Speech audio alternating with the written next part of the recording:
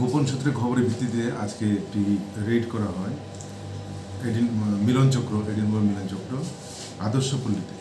তো খবর ছিল যে এখানে একজন বাংলাদেশি নাগরিক, তার কাছে একটা আর্মস আছে এবং আরও আপত্তিকরজনক কিছু থাকার কথা।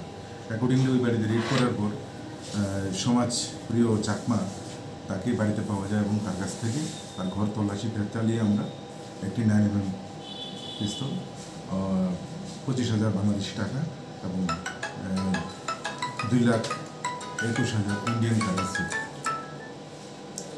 এবং 3টি কার্তুজ আর 2টো অ্যান্ড্রয়েড মোবাইল এগুলি পাওয়া যায়। তো অ্যাকর্ডিংলি তার বিরুদ্ধে আর্মস অ্যাক্ট এবং IPP অ্যাক্ট সহ একটি কেস নেওয়া হয়।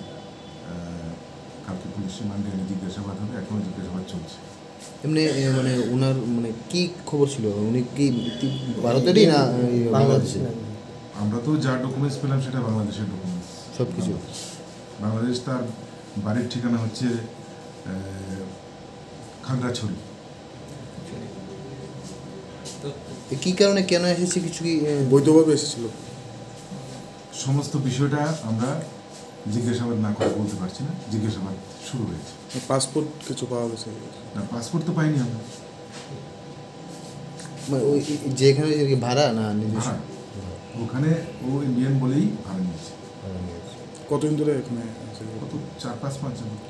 ওর সাথে কি আর কেউ আছে? কিছু আর কাউকে পাওয়া যায়নি।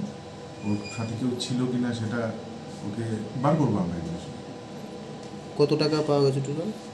তো ইন্ডিয়ান কারেন্সি 2,21,000 আর 25,000 বাংলাদেশি টাকা, 9mm পিস্তল একটি, আর 3টি রাউন্ড,